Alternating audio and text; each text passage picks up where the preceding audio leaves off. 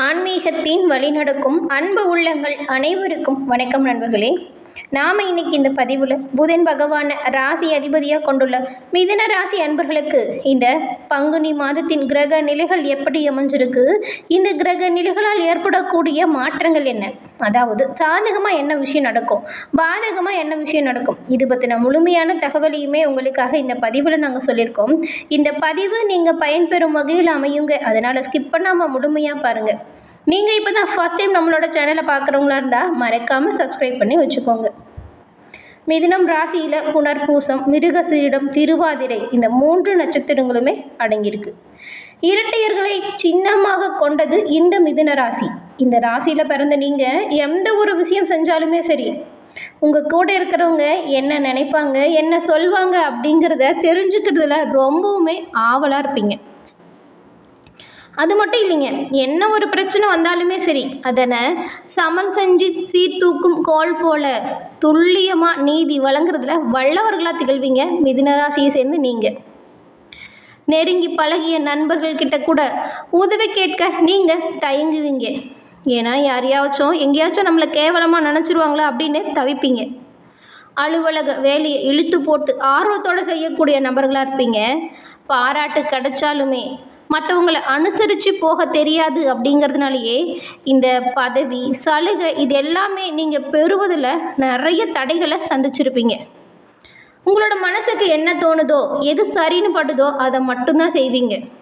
மற்றபடி மற்றவங்க சொல்கிறாங்க அப்படிங்கிறதுக்காகலாம் உங்களுக்கு பிடிக்காத விஷயத்தை நீங்கள் செய்யவே மாட்டீங்க. அது யார் சொன்னாலும் சரி, எப்பேற்பட்டவங்க சொன்னாலும் சரி. வாக்கு ஸ்தானாதிபதி உங்களுக்கு சந்திர பகவான் அப்படிங்கிறதுனால இந்த வானத்தில் நிகழும் மாயாஜாலத்தை போல தாங்க உங்களோட மனதிலுமே மாற்றங்கள் புதுசாக நிகழ்ந்தபடியே இருக்கும். இந்த ஸ்தானம் அப்படிங்கிறது செலவுகளையும் சேமிப்புகளையும் குறிக்கும் அப்படிங்கிறதுனால உங்ககிட்ட எவ்வளவு பணம் கொடுத்தாலுமே உங்களால் சேமிக்க முடியாது. மற்றவங்களுக்கு உதவுறதுல செலவாகிடும், மற்றவங்களுக்காக வாக்கு கொடுத்துருந்தீங்களா அதை நிறைவேற்ற செலவாகிடும். ஒரு பணம் உங்கள் கையில் இருந்துச்சுனாவே உங்களை விடவே உங்களை சுற்றி இருக்கிறவங்களுக்கு நல்ல ஒரு சந்தோஷமான செய்தியாக இருக்கும். இவ்வளவு சிறப்பான குணம் படைத்த மிதுன ராசி அன்பர்களுக்கு இந்த மாதத்தின் கிரக நிலைகள் எப்படி இருக்குது அப்படின்னு பார்க்கலாம். அதுக்கு முன்னாடி இந்த மிதுன ராசிக்காரங்க புனர்பூசம், மிருகசீரிடம், திருவாதிரை நீங்கள் என்ன பண்ணலாம் அப்படின்னு பார்த்தா, எவ்வளோ பெரிய பிரச்சனை வந்தாலுமே அதை தவிர்க்க புதன்கிழமையில் நாராயணன் வழிபாடு செய்கிறது உங்களோட வாழ்க்கையில் நல்ல முன்னேற்றத்தை கொடுக்கும். ஞாபகம் வச்சுக்கோங்க. உங்களோட அதிபதி புதன் பகவான் அப்படின்னு சொல்லியிருக்கோம். உங்களோட ராசிக்குரிய கடவுள் நாராயணன். அதனால தான் புதன்கிழமையில் நாராயணன் வழிபாடு ரொம்பவுமே நல்லது.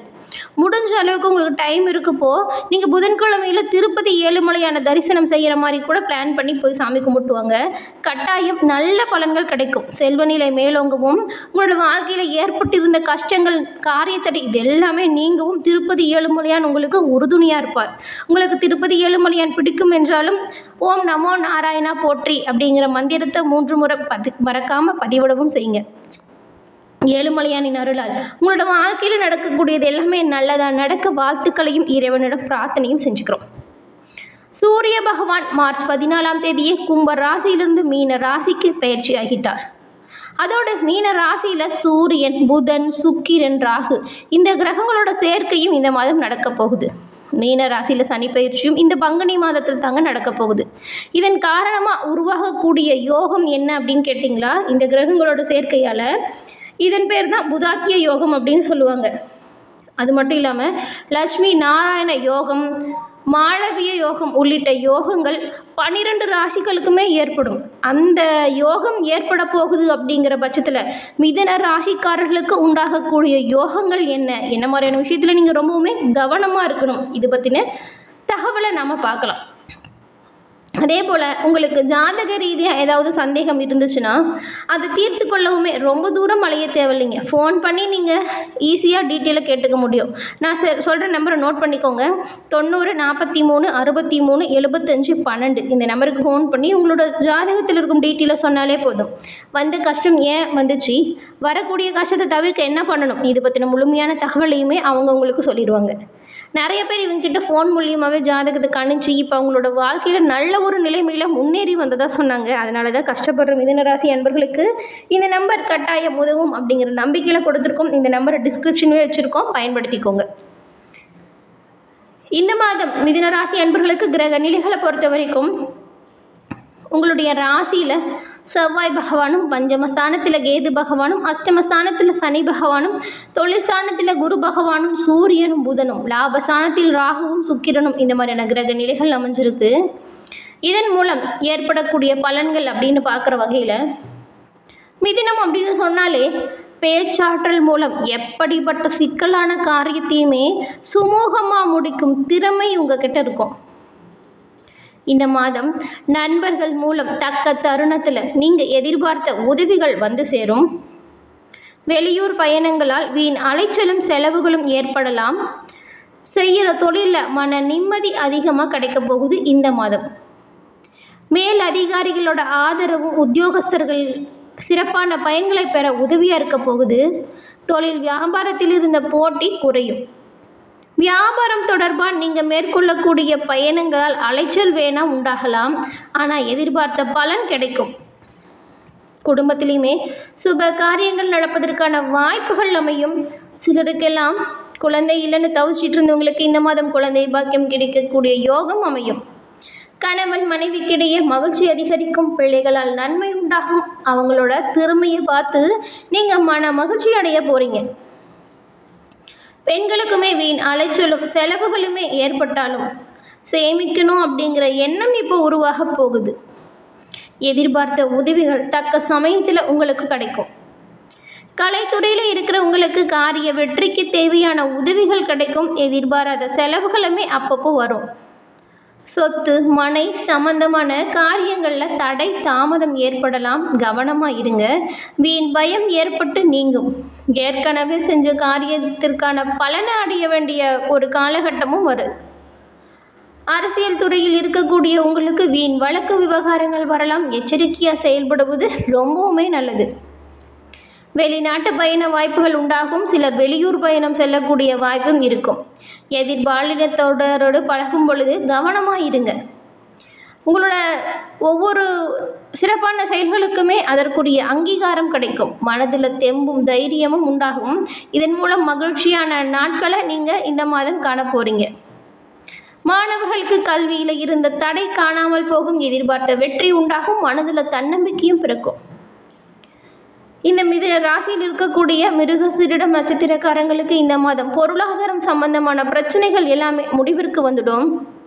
பெண்களுக்கு பண வரத்து சீராக இருக்கும். அரசியல் துறையில் இருக்கக்கூடியவங்களுக்கு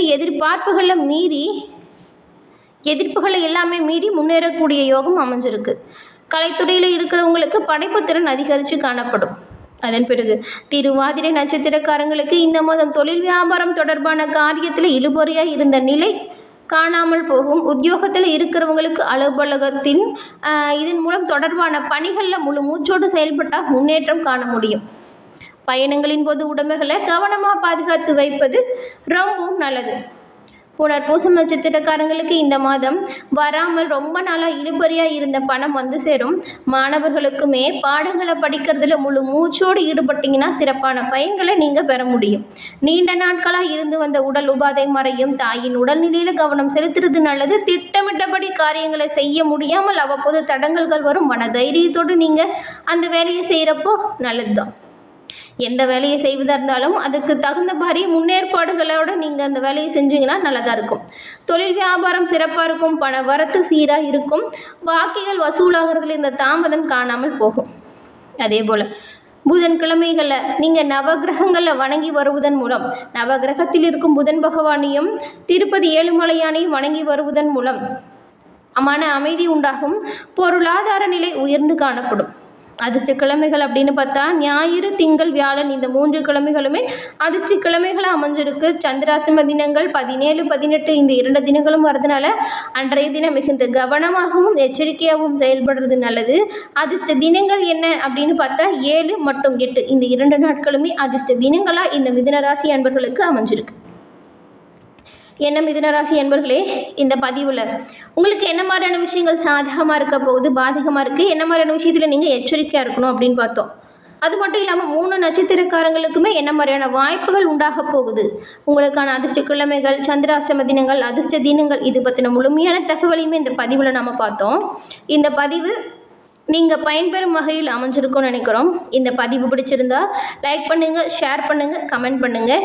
நீங்கள் இப்போ தான் ஃபர்ஸ்ட் டைம் நம்மளோட சேனலை பார்க்குறவங்களா இருந்தால் மறக்காமல் சப்ஸ்கிரைப் பண்ணி வச்சுக்கோங்க. கூட வர பெல்லைக்கானை கிளிக் பண்ணி வைக்கிறதன் மூலம் நாங்கள் போடுற பதிவுகள் உடனுக்குடன் நோட்டிஃபிகேஷன் மூலம் உங்களை வந்தடையும் அப்படிங்கிறது தெரிவிச்சுக்கிறோம். தொடர்ந்து பார்த்தமைக்கு நன்றி நண்பர்களே. நன்றி, வணக்கம்.